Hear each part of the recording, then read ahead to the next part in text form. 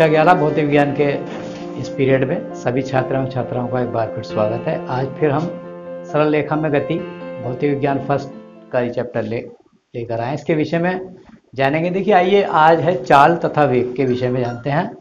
समान चाल, असमान चाल, परिवर्ती चाल और क्या होती है, औसत चाल क्या होती है, तात्क्षणिक चाल क्या होती है, सारी चीज़ों के आज विषय में जानेंगे। देखिए, सबसे पहले हमारा स्पीड, चाल को समझते हैं। चाल क्या होता है? एकांक समय में किसी वस्तु द्वारा तय की गई दूरी को उस वस्तु की चाल कहते हैं।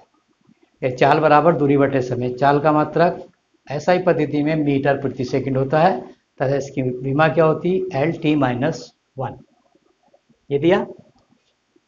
ये एक अदिश राशि है, क्योंकि किसी वस्तु की चाल उसके द्वारा प्रति एकांक समय में तय किए गए पथ की लंबाई को प्रदर्शित करती है, लेकिन ये नहीं बताती कि दिशा क्या है। इसकी दिशा के बारे में कोई जानकारी नहीं देती। इसलिए हमारे सदिश और अदिश के जो परिभाषा है उसके अनुसार चाल क्या है? एक अदिश राशि है, जबकि वेग एक सदिश राशि होता है।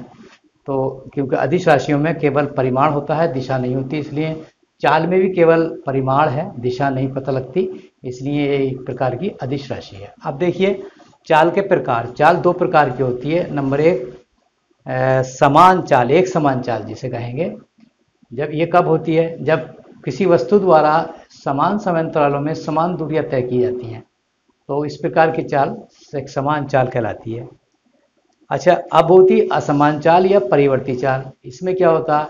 जब समान समांतरालों में असमान दूरियां तय की जाती हैं किसी वस्तु द्वारा, तो उसकी चाल क्या कहलाती है? असमान चाल या परिवर्ती चाल। उदाहरण से समझ लीजिए, मान लीजिए कोई वस्तु जो है या कोई गाड़ी है, पहले घंटे में 25 चलती है, दूसरे में 25 चलती है, तीसरे में 25 चलती है, तो कुल मिलाकर के ये 25-25 3 बार चली, समान दूरी समान समय में तय कर रही है, तो इसकी चाल 25 किलोमीटर प्रति घंटा हो गई। अगर दूसरी कोई गाड़ी है और पहले घंटे में चल गई 40, दूसरे में 10, है ना, तो 50 हो गए, और तीसरे में 25 चल ली तो 75 हो गए। घंटे 3 हो गए, लेकिन चाल कितनी हो गई? वो दूरियां कितनी हो गई? पहले में 40 चली, दूसरे में 10 चली और तीसरे में चली 25, तो 75 हो गए। अब इसकी औसत चाल निकालेंगे तो कुल दूरी जोड़ेंगे और उसको समय से भाग दे देंगे, तो ये इसमें ये कहलाएगी परिवर्ती चाल या असमान चाल। अच्छा, अब आता है किसी वस्तु की असमान चाल को निम्नलिखित दो प्रकार से हम व्यक्त कर सकते हैं। ये असमान चाल जो देख क्या होता है? औसत चाल, इसका जो पहली टर्म है औसत चाल है। सामान्य जीवन में वस्तुएं अधिकांशतः असमान चाल से चलती हैं, गति करती हैं, अतः उनकी गतियों को व्यक्त करने के लिए एक अधिक व्यवहारिक औसत चाल जैसी टर्म का प्रयोग किया जाता है। किसी वस्तु द्वारा किसी निश्चित समय अंतराल में तय की गई कुल दूरी तथा समय अंतराल के अनुपात को हम औसत चाल कहते हैं। यह औसत चाल बराबर कुल दूरी बटे कुल समय। अब इसका दूसरा जो टर्म है वो है तात्क्षणिक चाल। तात्क्षणिक चाल क्या होती है? परिवर्ती चाल से गतिमान वस्तु की किसी क्षण विशेष पर, एक निश्चित समय पर, कोई क्षण है, बहुत अल्प समय है, पर चाल उसकी तात्क्षणिक चाल कहलाती है। यदि गतिमान वस्तु अत्यंत सूक्ष्म समय अंतराल डेल्टा टी, बहुत छोटा समय है, में डेल्टा एस छोटी दूरी तय करती है, तब वस्तु की तात्क्षणिक चाल जो होगी।